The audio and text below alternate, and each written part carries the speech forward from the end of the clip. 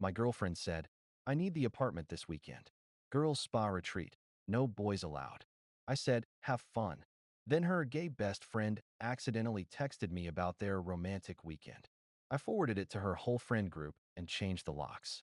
A year later, she emailed me thanking me for teaching her accountability. When you've been with someone long enough, you start to notice patterns, the little shifts in tone, the way their eyes move when they lie, the way silence stretches too long before a simple answer.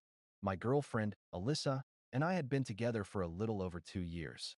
She was vibrant, social, always surrounded by people, the kind of person who could talk to anyone and somehow make them feel like they'd known her for years. I was quieter, more structured.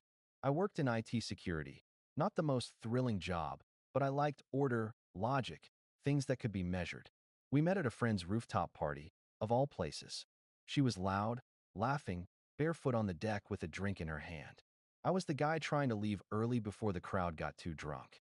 Somehow, she caught me on my way out, teased me for being too serious, and dragged me back for one more drink. It wasn't supposed to last, but it did. For a long time, we balanced each other. She got me to loosen up. I helped her feel grounded. Or at least that's what I thought. The first red flag came around month 14. Her best friend, Dylan, entered the picture. He was, as she repeatedly said, totally gay. Babe, relax. At first, I didn't question it. They had inside jokes. They texted constantly. They went out for drinks after work. I wasn't the jealous type. But Dylan didn't really act gay. He never talked about dating guys. Never mentioned exes. Never had that openness about his identity that her other LGBTQ friends did. He just existed in this vague space of being safe. Still, I gave Alyssa the benefit of the doubt, until I noticed the small lies. She'd say she was grabbing lunch with coworkers, but a friend would mention seeing her and Dylan at a downtown cafe. The same friend she'd canceled plans with, claiming she had to catch up on work. Then there were the photos. She'd post group pictures on her Instagram story, never just her and Dylan. But when he posted, there were more personal ones. Candid shots. Her asleep on his couch. Her wearing his hoodie. When I asked about it, she laughed it off. Oh my God, you're being so paranoid. He's literally gay, Daniel. And the thing is, I wanted to believe her. Because once you start doubting someone, the whole relationship starts to rot. Fast forward to early March. We'd been having a rough couple of weeks. Nothing major, just tension. She'd been distant, irritable, glued to her phone. One night, while we were watching a movie, she told me she wanted some girl time, a spa retreat weekend with her friends. I told her that sounded nice, that she deserved the break. Then, the day before she was supposed to go, she said, oh, by the way, I need the apartment this weekend. The girls are coming here first to get ready, and we might crash here after. No boys allowed, okay? I blinked. The apartment? Yeah, just Saturday night. You can stay at your brother's or something. She said it like it was nothing. Something in me tensed, but I didn't argue. I just said, sure, have fun. Because sometimes, silence gets you more answers than confrontation.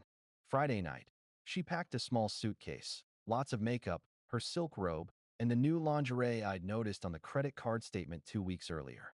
I didn't say a word. She kissed me on the cheek and said, don't miss me too much. I smiled. I'll try not to. When she left, I didn't go to my brother's.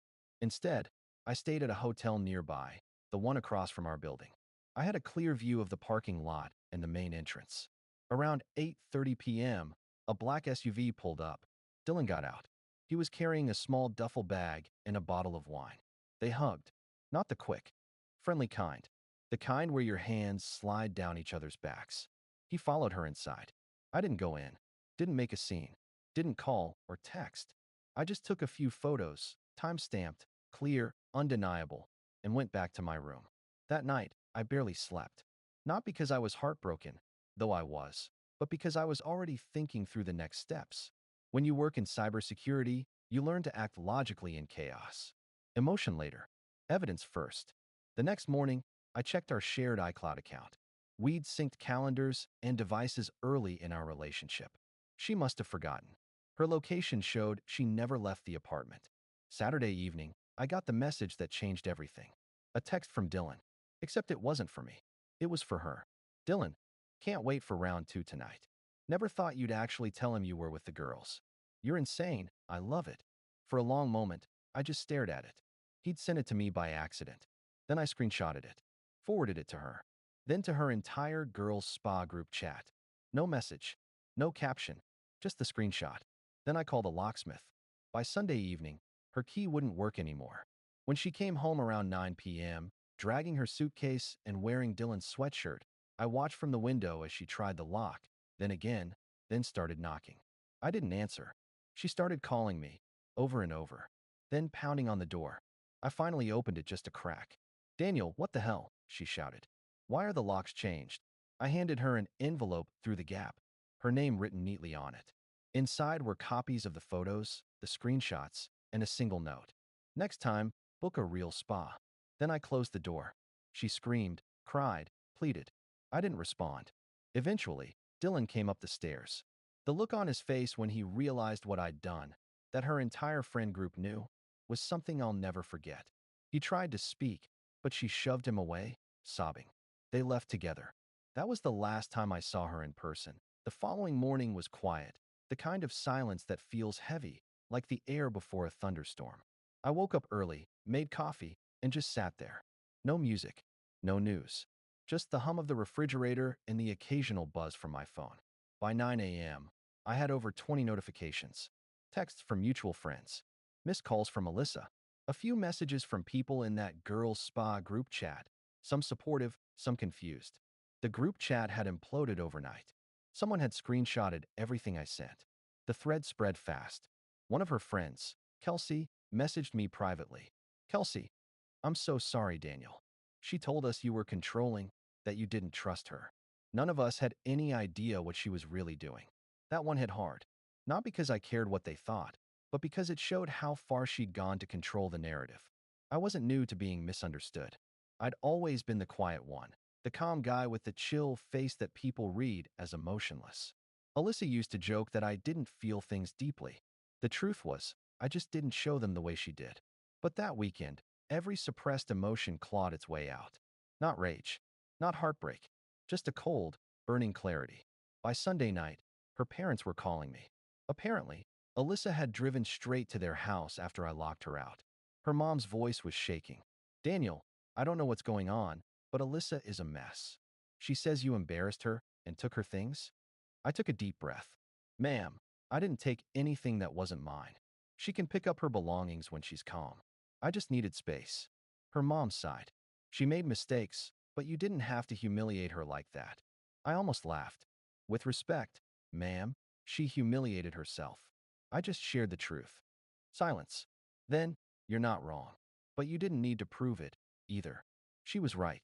In a way, I didn't need to. But when someone builds a web of lies around you, makes you look like the fool, you reach a point where silence stops being noble. I took Monday off work, changed every password, closed the joint credit card, redirected mail, and updated my lease. The apartment had been in my name from the start, but I didn't want any loose ends.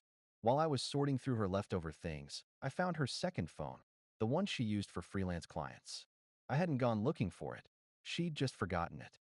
It was unlocked. I didn't want to look, but I did. There were texts with Dylan going back months, probably longer. Screenshots of flirty messages, selfies in hotel rooms, one labeled Vegas trip. Tell him it's a work thing.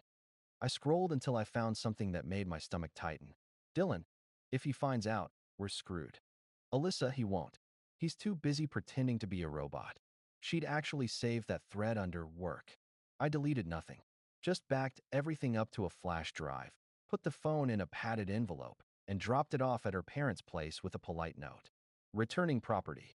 For the first time in a long while, I felt peace. Not happiness, not yet, just peace. I blocked her number, muted her on social media, and dove back into my life. 2 weeks passed. Then, the email started. At first, it was apologies, long, emotional paragraphs about how she didn't mean for it to happen, how she felt trapped in the relationship, how Dylan meant nothing. Then it shifted. "Everyone's talking about me. You ruined my reputation. Do you feel good about this?" No, I didn't feel good, but I also didn't feel guilty. Because she'd taken something from me that no one sees. Trust. The kind that makes you relax around another person, that lets you exhale without thinking about what's being hidden behind a smile. And once that's gone, there's nothing left to fix. By month 2, she stopped contacting me. By month 3, I heard through friends that Dylan had moved to another city. Alyssa was apparently living with her cousin, trying to find new work after quitting her old job. Word had gotten around, not because I spread it, but because people talk. Ironically, she'd always worried about what people would think. Now that's all she could think about.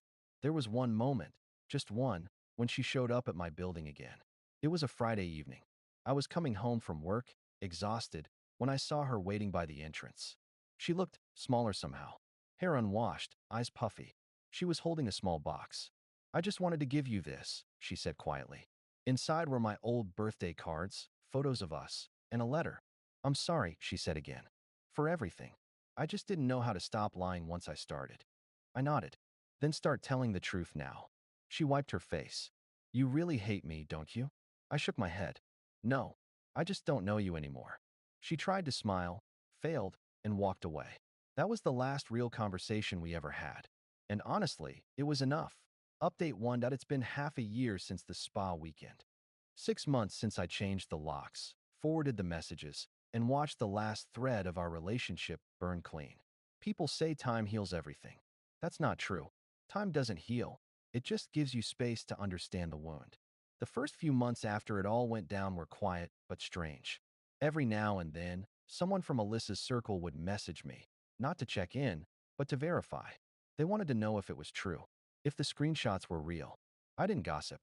I didn't vent. I just said, everything I shared was accurate. That was enough. Alyssa's social life started to crumble after that.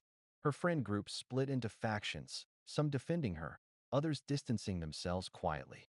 Kelsey, the one who had messaged me right after everything, told me a few weeks later that Alyssa had started telling people I'd hacked her phone, that I fabricated messages. That lasted about 2 days. Then someone leaked one of Dylan's voice notes, him bragging to a friend about spending the weekend with Alyssa while her boyfriend thought she was gone. That was the end of the hacker narrative. As for Dylan, he left the city about a month later. Rumor was, his company let him go after a few coworkers found the screenshots too. He'd been using the office account to send her messages during work hours. I didn't take satisfaction in any of it. If anything, I felt detached, like I was watching a movie I'd already seen. You reach a point where you realize you don't want revenge anymore. You just want distance. Around month 4, Alyssa emailed again. This time, it wasn't angry. It was broken. "I don't expect forgiveness, but I miss having peace. You were always calm, even when things were falling apart." I think that's what I envied. That line stayed with me for days. Not because I missed her, but because she finally admitted something real. For so long, she'd treated my calm like it was apathy. But what she called boring was just emotional consistency. And she only understood that once she lost it.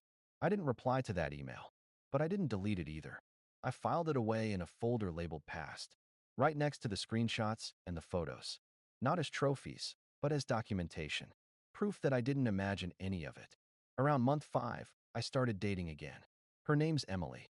She's quiet, works in architecture, and, most importantly, has no interest in drama. She knows about Alyssa.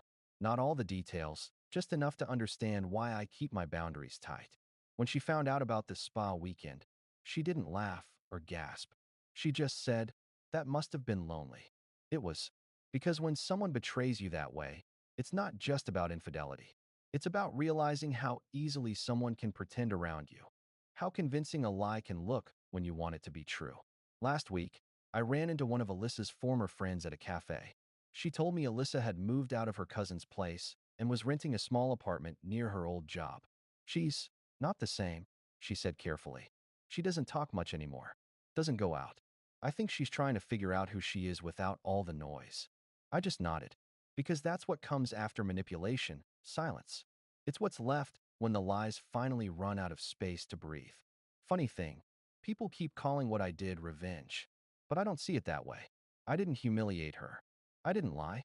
I just held up a mirror and let her see herself without the filters. And when she couldn't stand the reflection, she called it cruelty. 6 months later, I'm in a better place. I sleep. I laugh. I go entire days without remembering the way she said, "No boys allowed." And when I do remember, it's just a story now. One I survived. One I learned from. Final update that it's been a full year since the girls' spa weekend. A year since the locks changed, since Dylan's accidental text, since I stopped mistaking calm for weakness and silence for submission. The strange thing about time is how it stretches and folds. Back then, every hour felt heavy, like I was living underwater. Now, entire weeks pass, and I barely remember what her voice sounded like. I still live in the same apartment. Different furniture, new paint, no ghosts. The only thing I kept from that period is my espresso machine. She used to say it made the coffee too strong. Now that bitterness tastes like clarity. I'm still with Emily. We've built something slow and deliberate, not passion by fire, but warmth by kindling. There's comfort in small things, cooking together, quiet mornings, no suspicion about where the other person is. Sometimes she asks about the Alyssa situation, not out of curiosity, but out of care. She wants to know if there's any part of me still tethered to that old life. The truth? There isn't. There's no rage left, no desire for an apology, just distance. 3 weeks ago, Alyssa reached out again. Not by phone, through an email. Subject, last message. It started politely, almost clinically. Hi Daniel. I know I'm probably the last person you want to hear from, but I wanted to say thank you. For not destroying me when you could have. For forcing me to face who I was. Then came the rest. I've been in therapy for 8 months. I've quit drinking, started freelancing again. I think about what I did every day and how easy it was to justify it at the time. I wanted you to hate me because if you hated me, it meant I was still important to you. But your silence hurt more than any revenge could have. At the end, she wrote, I don't expect forgiveness. But if you ever think of me, I hope it's not with anger. I hope it's with pity for the person I used to be. I read it twice, not out of nostalgia, just finality. Then I closed the laptop and went for a run. A week later, I got another call, this time from her mother. We hadn't spoken since that chaotic weekend a year ago. Her voice was softer now. Daniel, I wanted to thank you, she said. I know it was awful, but Alyssa's finally getting her life together.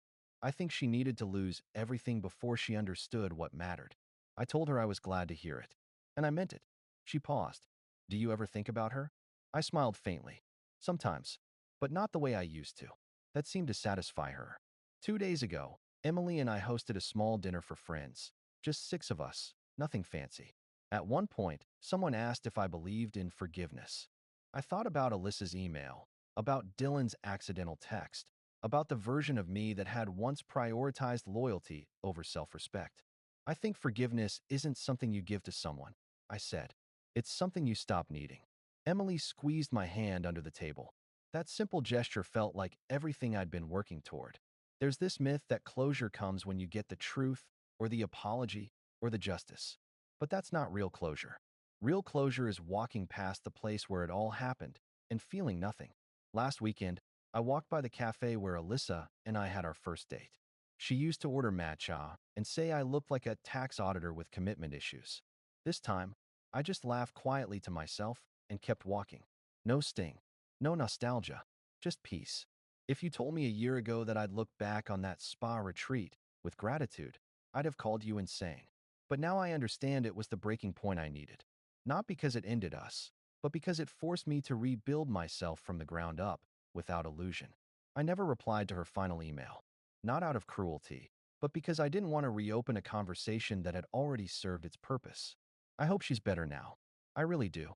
Because that's the final stage of letting go, wishing them well without wanting them back. So, if you ever find yourself staring down betrayal, don't chase closure. Just document the truth. Protect your peace. And walk away with dignity. Because someday, the person who broke you will realize they only taught you how to never let anyone do it again. And by then, you'll already be miles ahead.